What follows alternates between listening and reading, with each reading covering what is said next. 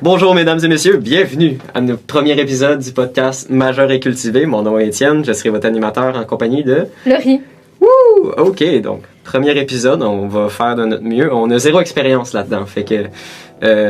ouais, ça... On peut commencer par une présentation de contenu. Ah oui, bon. Pourquoi on fait ce podcast-là? Pourquoi? Parce que nous, dans le fond, on est des jeunes adultes. On vient d'avoir 18 ans. Puis on a compris que avoir 18 ans, être adulte, ça vient avec des responsabilités. Mais que dans le fond, on ne sait pas tant c'est quoi qu'il faut faire. Je pense que tu romancies ça beaucoup, là. C'est plus, ça nous tentait de faire un podcast, puis on a trouvé ça comme sujet. Mais tu sais, dans le fond, être adulte, c'est quoi? Bonne question. T'as-tu une définition? Eh bien, selon Antidote, on dit qu'un adulte, c'est une personne qui est parvenue à sa maturité physique, intellectuelle, puis affective. Sure. Puis, encore selon Antidote, biologiquement, c'est un être vivant parvenu au terme de sa croissance. Ouais, mais... Tu sais, techniquement, si on regarde ça littéralement, là, notre croissance, ça termine à 25 ans avec la fin de croissance de notre cerveau. Tu sais, quand il légalisait le cannabis, il était comme « Prenez-en pas avant 25 ans parce que votre cerveau n'est pas encore développé. » Ça veut dire qu'on n'est pas adulte avant 25 ans. Mais dans le fond, est-ce qu'on est vraiment adulte, tu sais? Est-ce que tu te sens adulte, Laurie? La réponse est non. Ah! Moi, je me sentais déjà adulte à 16 ans, mais je sais pas si c'est du superiority complex, genre. Ça serait très possible parce que Clairement que oui. je me regarde à 15 ans, j'étais tellement oui. encore un kid. Là. En fait, on l'a encore un peu beaucoup. Ben, je regarde nos profs, nos parents, puis ils sont pas... tu sais, quand on était kid, on était sûr, genre, ah oui, ils savent ce qu'ils font. Là. Mais est-ce qu'ils le savent vraiment? Il y a personne qui sait ce qu'il fait. Ils ont appris sur le tas, eux autres aussi. Mais en fait, quand on y pense, on continue d'alimenter notre cerveau, on continue de créer de nouvelles connexions à chaque fois qu'on apprend quelque chose, puis on continue d'apprendre tout le temps, toute notre vie. Fait que dans le fond, on continue de croître dans un certain sens toute notre vie. Sauf si on arrête d'apprendre. Fait que devenir Est-ce qu'on adulte... peut arrêter d'apprendre? C'est une autre question. Fait que si on décide d'arrêter d'absorber de la nouvelle information, là on devient un adulte, mais on devient aussi un peu un boomer, mettons. Ben selon... C'est une autre très bonne question. Bon point. Puis devenir adulte aussi, on peut se demander... On voit toujours les enfants, justement, comme tu as dit, on regarde nos parents, on se dit « Ah, eux autres, ils ont tout, là. Ils savent ce qu'ils font, ils savent où ils sont. » Si ma mère l'a dit, ça doit être vrai. Ça, dans le fond, là, c'est comme les enfants ont hâte de devenir adultes, puis quand tu regardes les adultes, c'est comme « Ah, quand j'étais enfant, je pouvais faire ça. » Oh, j'étais tellement heureux quand j'étais enfant. Mais les enfants sont comme « Oh, j'ai tellement hâte d'être vieux. » Mais ça fait peur de devenir adulte parce que tu te dis « Est-ce que je vais perdre cette joie-là? Est-ce que je vais perdre ma naïveté comme d'enfant qui croit tout? » T'as juste à rester un enfant pour toujours en continuant d'apprendre pour toujours, comme on a établi plus tôt. Ah ah. Intelligent, une solution à la vie. C'est pour ça que je m'en vais en physique, comme ça j'arrêterai jamais d'apprendre. Mais dans le fond, on peut continuer à apprendre dans tout, là. Oui, en effet. Juste en vivant, là. En fait, on apprend beaucoup à chaque jour. Écoute des documentaires de temps en temps, ça va être chill. Écoute le podcast, tu m'en apprends. Ah, ben oui! Ok, fait que c'est un podcast sur comment devenir adulte, mais genre on garde le monde enfant. C'est ça que t'es en train de dire, c'est un peu contradictoire, là. Mais Mais... on continue d'apprendre. On reste enfant, mais en apprenant comment gérer ses responsabilités, ses choses, sa vie en général. C'est gagnant-gagnant, tu vois. On devient un adolescent, dans le fond. C'est toi. C'est toi qui m'as donné cette exactement référence-là, en ça. Dans le fond, l'adolescence, c'est vraiment comme un phénomène qu'on observe dans la société. Il y a beaucoup d'adultes qui, justement, dans l'espoir de garder cette joie-là d'enfance, cette vivacité-là, si on peut dire, là, ils décident qu'ils n'acceptent pas de grandir pour garder son cœur d'enfant. Peter Pan, écoute, là, on reste enfant pour toujours. C'est la classique. C'est inspiré de ça, je suis sûre. Je pense... Tu veux dire Peter Pan est inspiré de ça ou l'adolescence est inspirée de Peter Pan? Je pense que ça t'est arrivé après, là. Ouais, écoute, il y a 50 ans, là, quand c'était dur de survivre, là, il n'y avait pas le temps de penser à être adolescent. Mais dans le fond, genre, être adolescent, c'est le fun. Il faut toujours garder un côté plus lâché lousse à ta personnalité. Mais des fois, comme, faut que tu acceptes tes responsabilités. Là. Tu peux pas vivre dans le déni que t'as 18 ans, je paierai pas mes taxes, je suis un enfant. Ils viendront me chercher. Comme, je sais pas, où la limite entre ce qu'il faut que tu es obligé de faire puis ce que tu peux te permettre de ne pas faire. Mais en même temps, j'ai l'impression que si genre tu commences direct sur une track que t'es pas adolescent, que genre t'as décidé ok à partir de maintenant ma vie c'est hyper rationnel, on arrête d'apprécier les petites choses, c'est comme tu restes un peu poigné là-dedans, c'est dur de sortir. C'est comme quand t'as découvert ce que c'est être adulte puis que là dans ta tête l'enfance c'est comme immature, tu veux plus retourner là. C'est un peu comme, tu sais, l'allégorie de la caverne de Platon. je reviens tout le temps là-dessus, mais c'est comme, dès que tu découvres cette chose-là, tu peux plus retourner en arrière, même si tu serais plus heureux à être un enfant. Je suis allé un peu trop deep pour toi, j'ai l'impression, de la manière que tu me regardes. Un peu beaucoup. J'ai dit beaucoup de mots. Beaucoup de mots en très peu de temps. Oui. Mais, oui, en fait, je comprends un peu l'allégorie de la caverne, là, que... Oui, j'espère, on avait mais genre en des même examens temps... là-dessus, les dernières sessions. Mais en même temps, jusqu'à quel point, justement, tu peux ne pas revenir en arrière ou à quel point ça serait bon de revenir en arrière. C'est quoi le sweet spot pour être assez heureux et assez responsable, genre? Exact, parce que on s'entend, là, la vie d'adulte, il y a beaucoup de sérieux, il y a beaucoup de rationalité, justement, comme tu dis. Mm-hmm. Mais jusqu'à où c'est bien de ne pas l'être de temps en temps. Ouais. Ou de ne pas l'être. Genre, d'être rationnel ou de ne pas l'être, c'est ça que je veux dire. Ben, j'ai l'impression que c'est beaucoup genre. Tu sais, la fameuse phrase apprécier les petites choses de la vie, là, qui mettent des pubs pour nous faire acheter leurs produits, genre. Le Nutella. comme si c'était ça les petites choses de la vie qu'il fallait apprécier. Mais c'est dur d'apprécier les petites choses parce que c'est genre, j'ai tellement de grandes choses à faire, j'ai tellement de. Mon grand devoir à terminer, mon grand voyage à préparer, que c'est genre.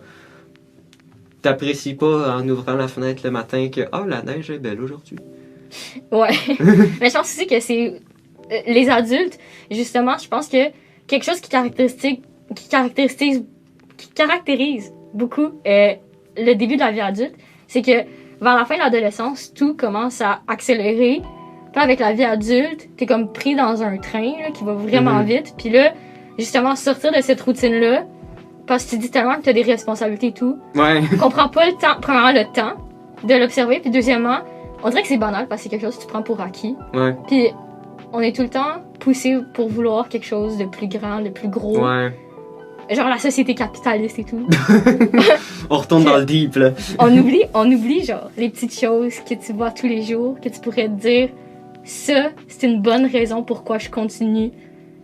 Puis en même temps, tu sais, genre, je l'ai remarqué, genre après la première session, genre pendant les vacances, j'avais tout le temps l'impression que shit, ben là je fais pas assez d'affaires là. C'est comme si j'étais tellement habitué au train de vie rapidement que quand c'est le temps de se reposer, c'est comme je suis pas efficace, donc mon temps est perdu. Ouais, vraiment. J'ai passé les vacances à faire des maths. Donc en gros, t'es en train de dire qu'à 18 ans, on se sent adulte parce qu'on se sent obligé de faire plein de choses, on se sent contraint dans un certain cadre. Mm-hmm. Mais on se sent pas adulte parce qu'on n'est pas prêt à... On se sent pas prêt face à, par exemple, à gérer ses impôts, gérer des emplois, gérer tout son emploi du temps, en fait. Là. Ouais, plein de choses. Mais c'est tellement dur, pas dur, mais c'est tellement weird aussi, comme la transition, c'est comme... Bang, d'un coup, t'as 18 ans, là, voici comme toutes ces responsabilités weird là qu'on t'a pas vraiment comme... Appris expliqué. Ouais. Tu sais, c'est fou comme... Remplir un relevé de taxes, ben là, je parle pas pour moi parce que ma mère, elle paye un comptable pour toute la famille, là. Mais tu sais, il y a beaucoup de champs compliqués puis beaucoup de calculs à pitonner sur la calculatrice, puis on va se le dire, pitonner sur la calculatrice, tu sais, nous autres, on a des cours de maths compliqués au cégep, fait qu'on est habitués. Ouais. Mais quelqu'un qui a pas fait ça souvent, c'est comme, fais ces super gros calculs-là qu'on t'explique pas vraiment comment faire, arrange-toi. Genre, mais si tu le fais pas, genre tu payes des super grosses amendes. Ouais. C'est spécial. Qu'est-ce que tu peux aller chercher, qu'est-ce que tu peux pas aller chercher. Comme, j'ai appris récemment que si tu fais des dons de charité, des œuvres d'art, Oui! tout ça, ça peut revenir aux impôts. Mais je savais vraiment pas ça, il y a personne qui m'a dit ça. Là. Ah ouais, ben il y a plein d'affaires que tu peux comme... tu sais, mettons, c'est pratique quand tu es travailleur autonome parce que, mettons, genre, ta job, c'est tu dois... je parlais à une fille dans notre classe qui travaille dans un camp de jour. Là, c'est comme, pour mon camp de jour, je travaille avec tel jouet, fait que je peux l'acheter pour moi puis mettre ça dans mes crédits d'impôt.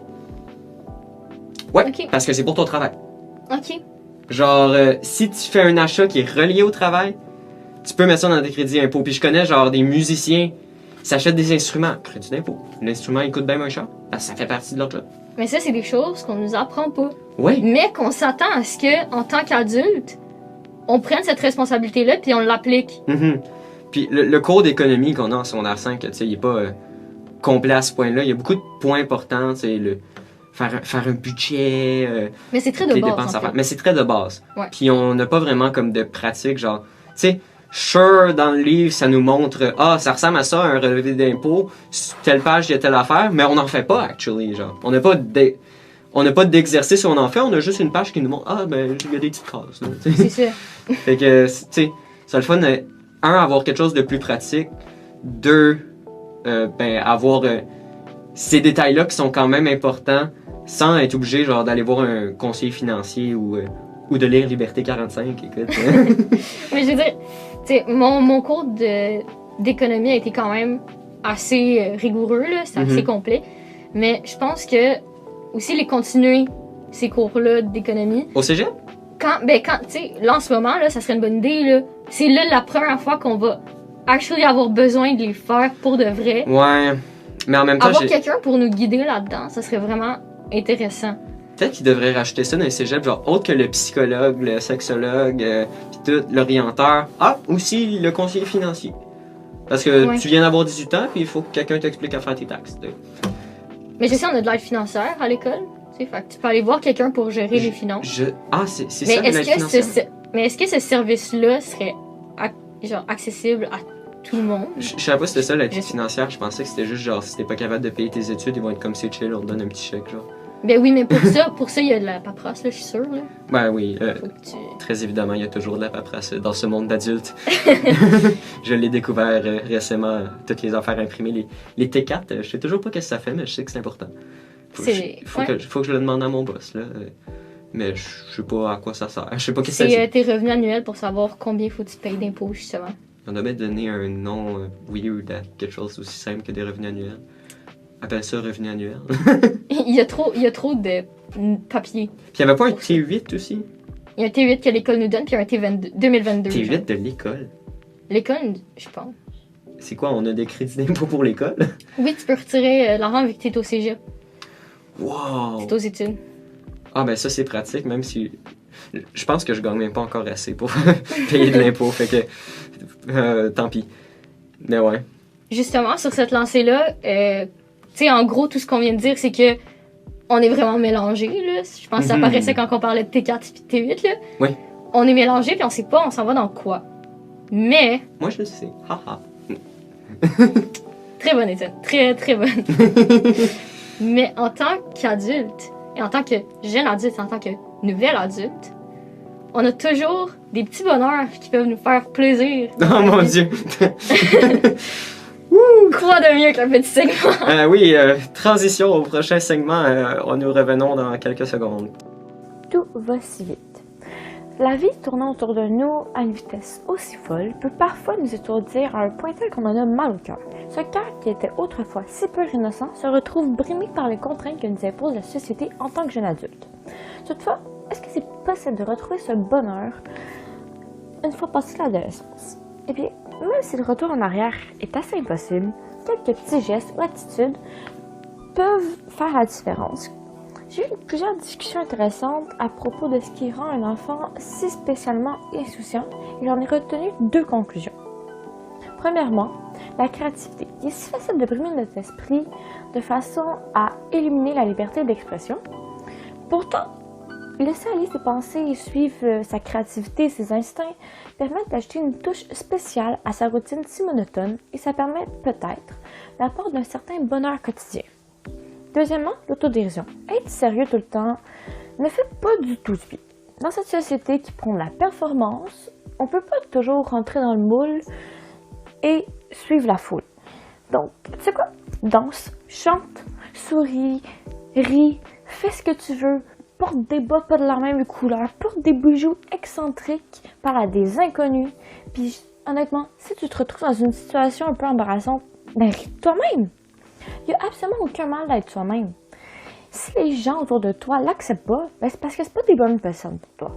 Entoure-toi des personnes qui t'aiment, qui t'apprécient, c'est vraiment important pour avoir un certain sentiment de bien-être. N'aie pas peur de diversifier tes contacts. Les gens peuvent t'en apprendre énormément sur toi. Être en contact avec des gens de tranches d'âge différentes de la nôtre peut parfois nous mener à une sorte de réalité et voir au-delà de notre petite bulle, ce tourbillon infernal dont nous sommes. Donc, les anecdotes de ma grand-mère, les jeux de dinosaures de mon petit cousin, c'est des moments qui me permettent de vivre des choses différentes, des sentiments plus profonds que quelque chose de quotidien.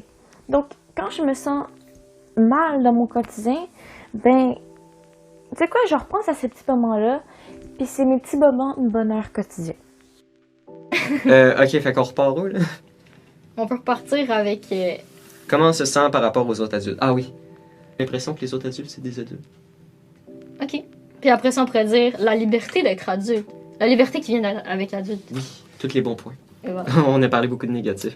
Fait, tu Exact. sais, là, tous nos amis sont après devenir des adultes. Je sais pas, mais j'ai l'impression que pas tout le monde est adulte au même niveau. Là, J'ai t'sais. pas l'impression que je suis prête à être adulte. Je dirais que t'es plus adulte que ben des gens, Laurie. Merci. Merci. Petit compliment. Mais, ouais, tu sais, selon c'est quoi nos paramètres pour qu'est-ce qu'être adulte, je connais du monde qui ont 16 ans qui sont plus adultes que du monde de 30 ans que je connais. Là. Mais oui. Puis, je pense que c'est beaucoup, ça revient beaucoup dans le fameux esprit critique qu'on attend des adultes de prendre des décisions. Ouais. Que j'ai l'impression qu'il y a encore beaucoup de monde qui, plus que les jeunes même, genre, ont déjà abandonné cette idée d'esprit critique pour genre, j'y ai pensé il y a longtemps, à partir de maintenant, c'est fixe. Ouais. C'est ce qu'on a vu en philo, là, les moutons de Schopenhauer. Là.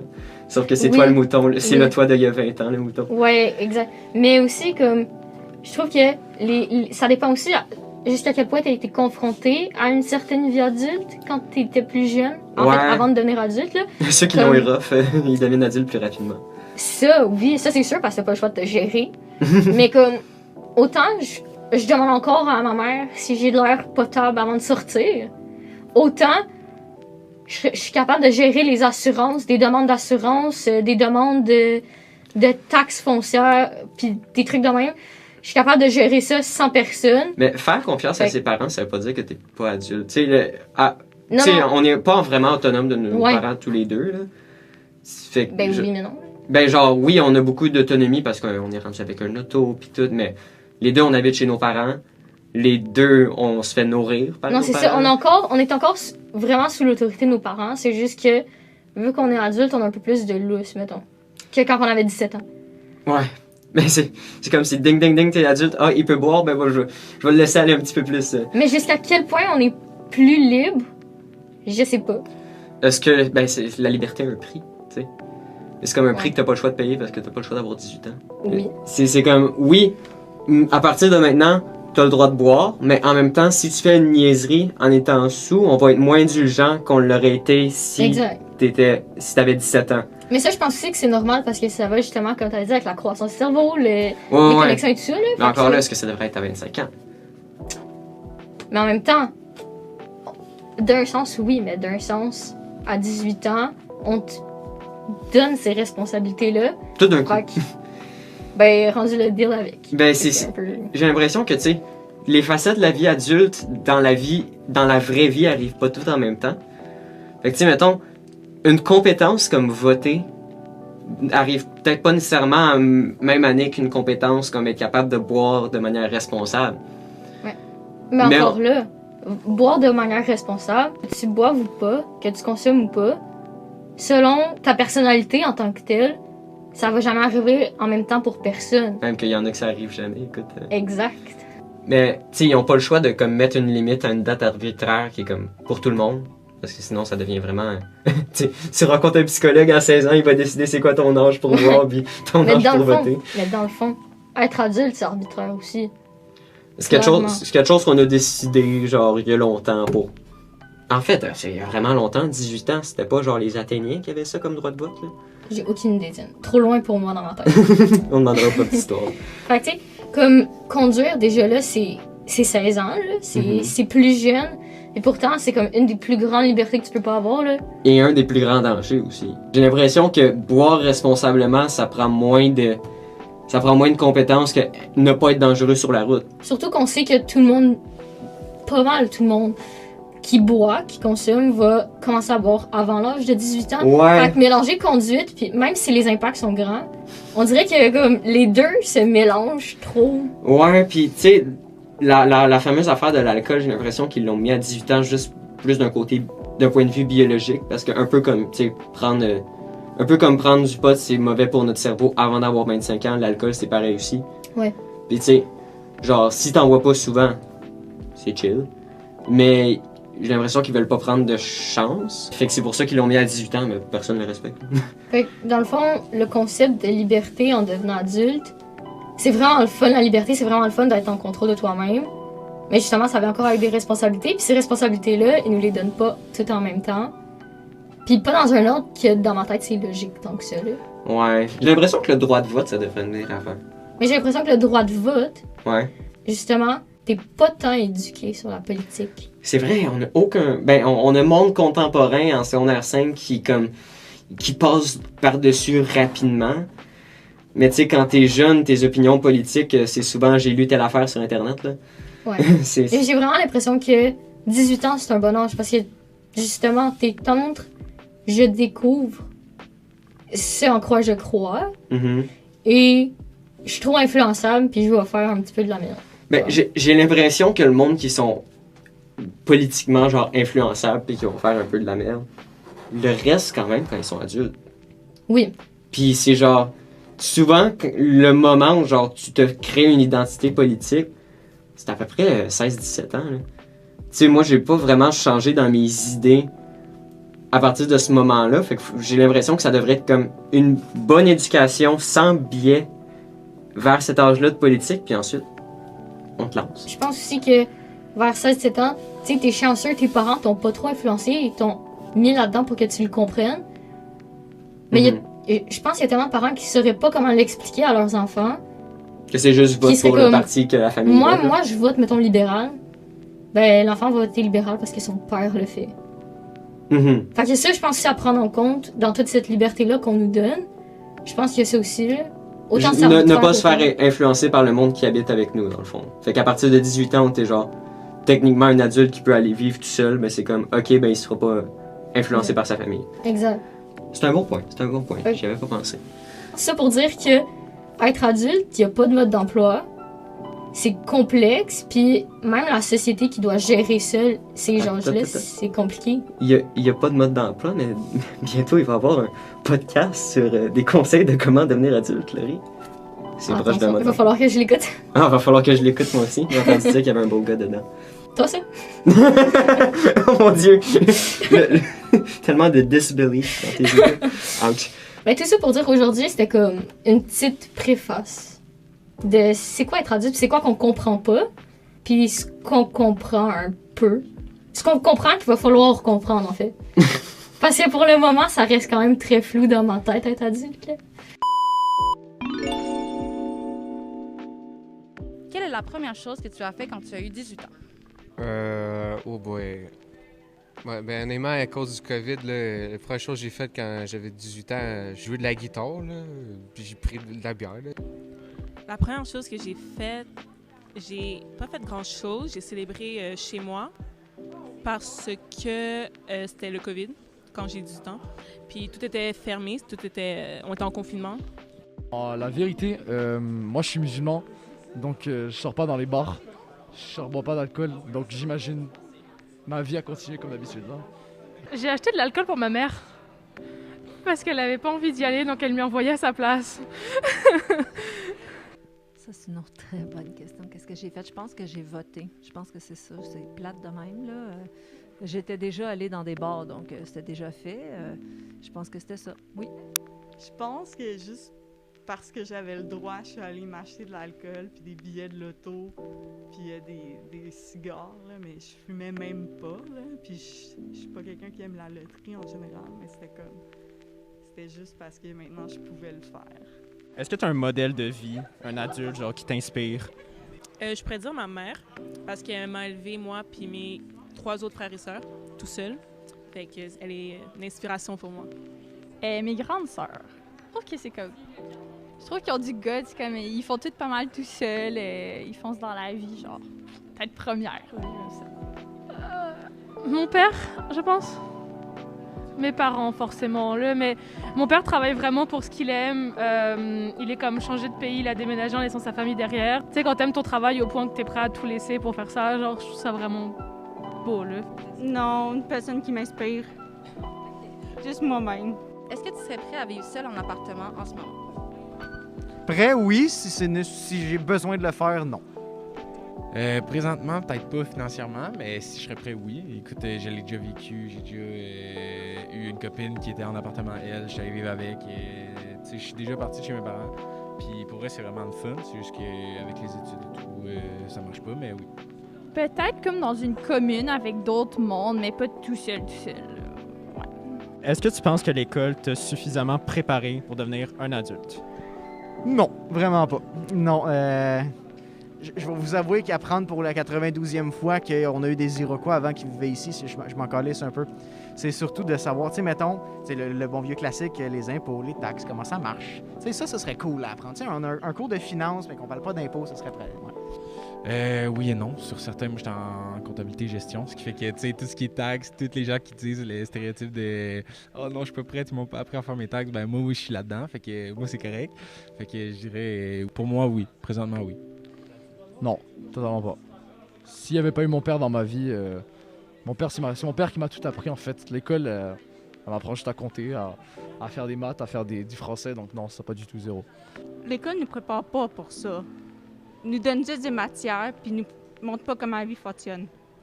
Qu'avez-vous trouvé le plus difficile dans le passage de l'adolescence à l'âge adulte? C'est dur à dire parce que mes années universitaires, c'était pas mal là le passage, là, cégep, université, puis j'ai pas vraiment trouvé rien de difficile. Ça serait plutôt après que je trouve que ça devient difficile. Honnêtement, je pense que j'ai trouvé ça plus facile que dur. Je dirais, je l'aurais vu d'une autre façon parce que l'adolescence, c'est vraiment pas une période qui a été facile pour moi. Là. En tout cas, au secondaire, j'ai vécu beaucoup d'intimidation. Puis là, quand je suis arrivée à l'âge adulte, j'ai étudié ma passion, qui est la littérature. Je me faisais plein d'amis qui tripaient sur les mêmes choses que moi, qui trouvaient pas ça niaiseux d'aimer la littérature. Tu sais, je faisais plus rire de moi parce que j'étais nerd. Au contraire, là, les gens voulaient être mon ami, tu sais, voulaient discuter de ce qui me passionnait. Donc, ça a comme été vraiment une époque où je me suis épanouie, je dirais. C'est une période dont je suis nostalgique parce que c'est quand même des belles années. J'ai beaucoup apprécié les années au cégep et à l'université. C'est pour moi des années mémorables. Donc, ce sont surtout des choses positives dont je me rappelle. Quelle est la plus grande différence entre les adultes de votre génération et les adultes d'aujourd'hui? J'ai comme le goût de vous dire que je suis pas certaine qu'il y a tant de différences que ça. Les outils technologiques, le monde des médias a complètement changé, il n'est plus le même. Donc, ça change aussi notre rapport au monde. C'est dur de dire c'est quoi la différence exactement. Je pense que je partage les mêmes valeurs que leur génération. Mais j'ai quand même une petite idée, mais encore là, c'est tellement subjectif. Il y a tellement de choses qu'on n'a encore pas faites, là. Ouais. Puis tu sais, est-ce que le fait que j'habite chez mes parents, ça fait de moi pas un adulte? Moi, dans ma tête, un peu plus. Beaucoup plus, en fait. Pour moi, non. J'ai l'impression que c'est juste être intelligent puis pas vouloir dépenser de l'argent sur un appart quand il y a quelqu'un qui paye tout pour toi. C'est rationnel, comme choix. Oui, mais ça veut dire que t'es pas indépendant financier. Ouais. Ça veut dire que, tu sais... Mais à part prouver quelque chose, à quoi ça sert d'être indépendant financier? Mais ça sert que là t'as atteint comme ta pleine liberté. Liberté au sens qu'on le connaît, là, pas liberté... 45. On a quand même des lois et tout ça, mais je veux dire, liberté au plus au plus que tu peux aller chercher liberté, mettons, dans la société, Mhm. je pense que c'est pas mal là. Ouais, mais en même temps, j'ai l'impression que, à part dire « Wow, je suis libre », ça sert à rien. Ben non, c'est à ce moment-là que, à moins que tu gères tes papiers chez vous, là, je pense pas que, genre, s'arranger avec les bails, tout ce qui vient avec être en appartement, être indépendant financier, justement, ça, tu le sauras pas avant d'être C'est parti comme chez un vous. coup de responsabilité qui te force à devenir adulte. genre. Encore plus quand... C'est ça. Genre, 18 ans, c'est comme le début. Ouais, mais en même temps, tu sais, je me sens pas moins adulte que certaines personnes qui habitent en appart non plus. Là. Non, c'est sûr.